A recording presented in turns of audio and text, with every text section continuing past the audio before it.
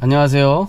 이번 시간은 우리가 도로에 나가기 전에 필수로 알아야 할 핸들 조작법이라든가 방향 지시 등 기어 조작에 대해서 배워보도록 하겠습니다. 일단 핸들은 이 위치를 잡는 게 좋아요. 9시 15분으로 엄지가 들어가면 손에 힘이 들어가니까 엄지가 들어가지 않도록 이렇게 편하게 올립니다. 깜빡이는 손을 떼지 않도록 손을 대고 쫙 핀 상태에서 손가락으로만 내리면 좌측, 끄고 올리면 우측.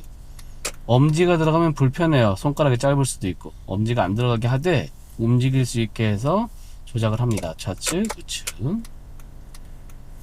와이퍼도 손 대고 손을 쫙 펴도 손가락으로만 하는 게 좋아요. 땡기면 워시액이 나올 수 있어요. 그 다음 이걸 손으로 돌리면 라이트가 켜지는데 차에 따라서 쉐보레 같은 경우는 여기 다이얼식으로 돌리는 식입니다. 차마다 조금 다를 수 있어요. 일단은 지금 이게 오프에 있는 겁니다. 라이트가 꺼진 상태이고 오토라고 있는데 오토에다가 놓으면 얘가 알아서 켜지고 꺼지고 다 해줍니다. 굉장히 편하죠. 이 오토 기능이 없을 때는 일일이 조작을 해야 되는데 해가 떨어져서 날이 좀 흐리다, 특히 초저녁에 이제 초저녁에 좀 흐리다 그러면 한 번만 돌면 이게 미등입니다. 다 켜지는 건 아니에요. 일부만 켜져요. 그리고 깜깜하면 환하게 켜는 게 저조등입니다. 다 켜진 거죠. 미등을 포함해서. 다시 오프. 그냥 오토에 놓으면 편해요. 평상시에는. 그 다음에 반달 모양이 있는데 이거는 범퍼에, 앞에 범퍼에 달려있는 안개등이에요. 말 그대로 안개끈을 쓰라는 얘기죠. 안개등. 지금 바퀴가 정렬이 되어 있어요. 뒷바퀴는 좌우로 돌아가지 않죠. 앞바퀴만 좌우로 돌아갑니다. 각도 조정이 돼요. 지금 바퀴가 똑바로 11자로 정렬이 되어 있는 상태인데 지금 기아라고 있고 여기 크락션 마크가 있어요. 에어백이라고 써 있고. 그럼 이게 왼쪽으로 돌아서 여기로 오면 한 바퀴가 되겠죠. 자, 그러면 이 모양이 왼쪽으로 돌아서 이렇게 되면 핸들이 왼쪽으로 한 바퀴 돈 거죠. 앞바퀴가 아마 이렇게 돼 있을 거예요. 그러면 이렇게 또 돌아서 여기 오면 두 바퀴죠. 끝. 이게 다입니다. 이게 최대치에 더 이상 안 돌아가요. 그럼 아마 바퀴가 이렇게 돼 있을 거예요.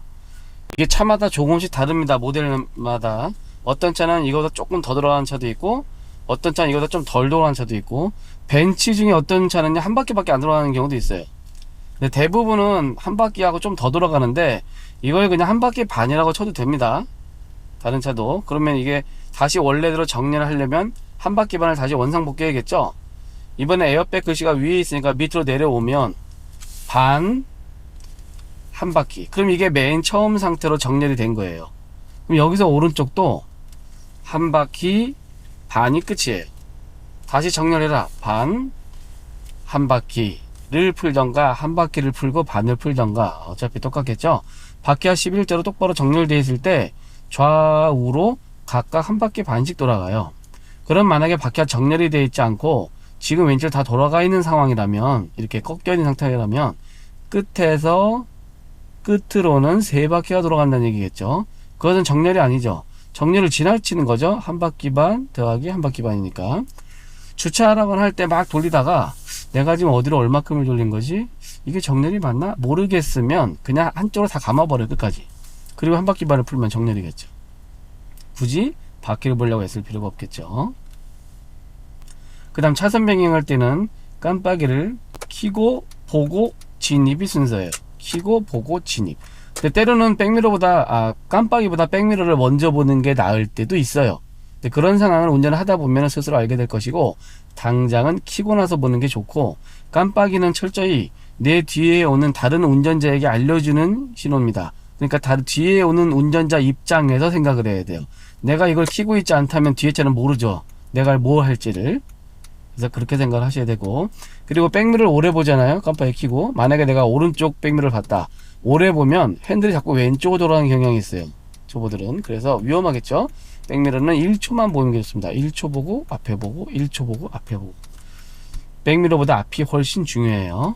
그리고 등받이에 등은 붙이는데 머리를 뒤에 붙이는 거는 그렇게 별로 권하진 않아요. 운전을 많이 해보면은 머리를 붙여도, 이 목받침에 붙여도 아무 상관이 없죠. 하지만 초보 때 머리를 뒤에 자꾸 붙이면 몸이 로봇같이 돼요. 자꾸 경직돼 가지고 거울을 볼 때 고개가 안 돌아갑니다. 자꾸 곁눈질로 봐요. 그래서 머리는 살짝 떼서, 초보 때는 살짝 떼서 목이 좌우로 자연스럽게 돌아가게 해서 거울을 보세요. 곁는 일로 보면 안 됩니다. 목이 살짝 돌아가게. 그 다음 제일 중요한 게 핸들 돌리는 거예요. 핸들을 돌리는 게 아주 중요하죠. 운전을 어렵게 하느냐 쉽게 하느냐 차이니까. 자, 핸들을 보통 이런 식으로 돌리겠죠.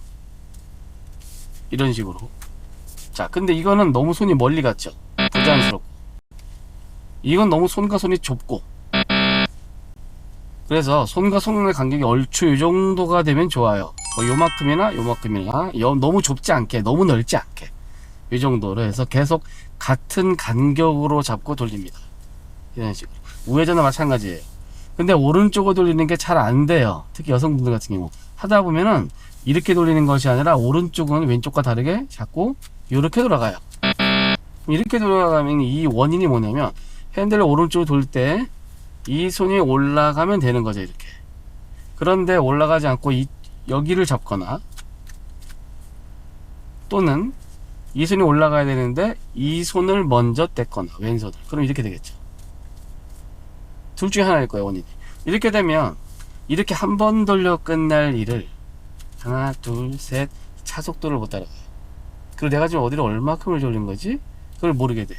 핸들을 이런 식으로 돌리면 얼마큼 감은 것인지, 이게 정렬이 맞는지 안 맞는지를 내 몸이 기억을 합니다. 감았다 풀었다는 게 거의 비슷한 패턴이 있기 때문에. 근데 이렇게 하면 그게 안 되죠. 물론 운전을 오래 하면 때때로 얼마든지 이렇게 할 수 있어요. 그건 오래 한 사람은 상관없습니다. 하지만 초보 때 이것을 자연스럽게 할 줄 아느냐 모르느냐가 상당히 중요해요. 그래서 이게 운전을 쉽게 하는 방법이거든요. 그래서 어디 주차장, 지하철장 같은 데서 열심히 이거를 돌리는 연습을 좀 하고 나가세요. 어디 공터에서라도.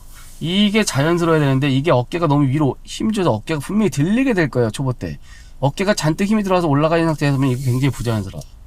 어깨가 축 처지게 내려가게 해서 돌리는데, 이게 자연스러울 때까지 해야 된다고 했죠. 만약에 핸들을 내가 왼쪽으로 돌려요.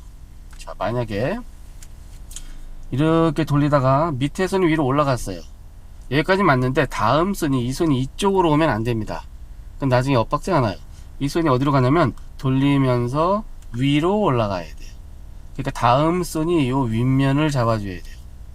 우회전도 위에 잡았죠? 이 손이 이쪽으로 오면 안 돼요.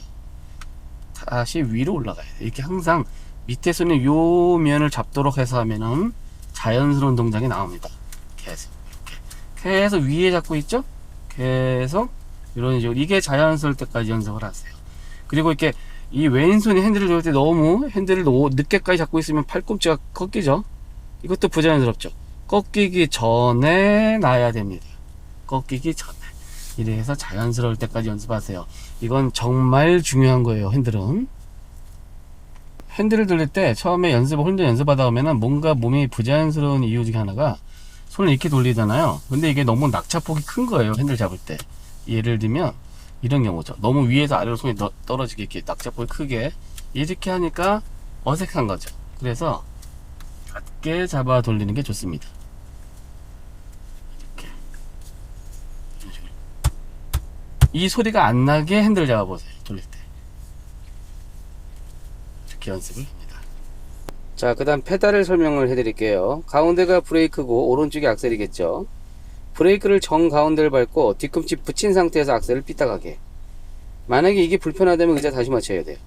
브레이크를 이렇게 밟거나 또는 뒤꿈치를 들어서 왔다 갔다 하면 순간 브레이크를 밟는 것이 악셀 밟는 대형 사고가 일어날 수 있습니다. 운전을 오래 하면 브레이크 이렇게 밟는 경우도 있어요. 하지만 괜찮죠. 운전을 오래 했을 땐. 이걸 하도 많이 해봤기 때문에 잘못 밟을 확률이 거의 없는데, 초보는 이걸 잘못 밟을 확률이 있어요. 그래서 반드시 브레이크는 똑바로, 악셀 삐딱하게. 고속도로에서는 오른브레이크 악셀을 넘겨놔도 됩니다. 하지만 시내 주행은 브레이크 사용이 더 중요해요.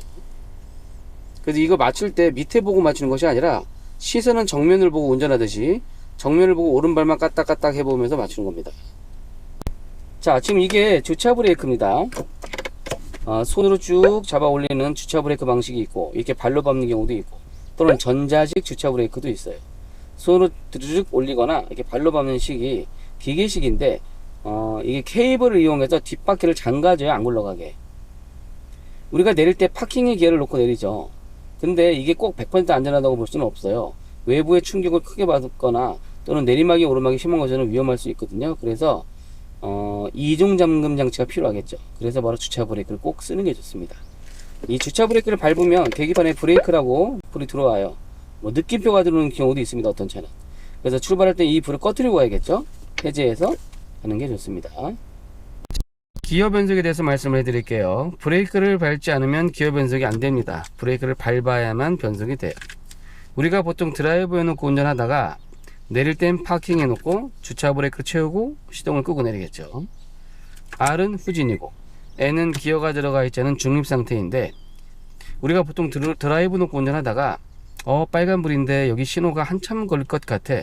그럼 보통 중립에 놓고 서 있는 경우가 많이 있어요. 중립 놓고 서 있을 때가 드라이브에 놓고 서 있을 때보다 브레이크를 밟을 때 힘이 덜 들어가요. 하지만 중립 놨다고 해도 브레이크는 밟고 있어야 됩니다. 브레이크를 안 밟으면 경사진기는 차가 굴러가요. 중립이 어떤 상황이냐면 이 차가 동력 연결이 안 된 거예요. 즉 자전거로 얘기하자면 체인이 빠진 것 같은 상황인데 중립 놓고 악셀을 밟으면 차가 안 나가요. 근데 바퀴는 풀려 있기 때문에 이중 주차했을 때 내 차를 빼기 위해 남의 차를 뒤에서 미는 경우가 있죠. 그게 바로 중립 났기 때문에 사람이 밀 수 있는 겁니다. 근데 오토 홀드 버튼이 있는 차가 있어요. 그 오토 홀드 기능을 쓰면 중립에서 브레이크를 안 밟아도 차가 안 굴러갑니다. 그 다음 드라이브, 이게 전진 기어인데 우리가 드라이브 해놓고 악셀을 밟으면 속도가 점점 올라가겠죠. 세게 밟을수록. 이 밑에 굉장히 많은 톱니 기어가 있는데 그 기어가 이 차에 있는 컴퓨터 프로그램에 의해서 제때 변속이라는 걸 해줍니다. 1단, 2단, 3단, 4단, 5단 이런 식으로. 그게 안 돼서 일일이 사람이 생각해서 넣는 게 수동차예요.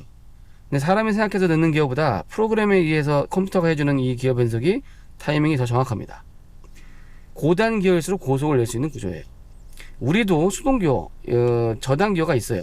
우리가 지금 왼쪽으로 이걸 당기면 계기판에 숫자 1이 떴는데 가장 느린 속도, 플러스 올리니까 조금 더 빠른 속도를 낼 수 있어요. 더 이상 바뀌지 않는 건 주행 중에 해야 바뀝니다. 가면서 때가 되면 3단, 또 때가 되면 4단 이런 식으로 바뀔 수 있어요. 내릴 수도 있고. 지금 1단계에서 내가 악셀을 세게 밟는다고 해서 자동으로 2단을 바뀌진 않아요. 그 자동으로 2단을 탁 바뀌어준다면 그건 드라이브 기어고, 이건 내가 알아서 생각해서 제때 알아서 넣어야 됩니다. 이게 왜 필요하냐면 내가 드라이브 해놓고 아주 긴 내리막을 내려가요. 경사가 가파른 곳을. 그때 브레이크를 계속 밟겠죠. 그러면 브레이크에 무리가 갈 수 있어요. 그럼 좀 더 안전하게 천천히 가기 위해서 저단을 바꿔서 한 2단이나 3단, 경사가 엄청 심하면 1단 넣어야겠죠. 그러면 느리게 갑니다. 물론 풋브레이크 같이 써야 돼요. 또는 이제 가다가 길이 좋아지면 다시 드라이브 놓으면 됩니다. 자동 변속을 해줄 테니까.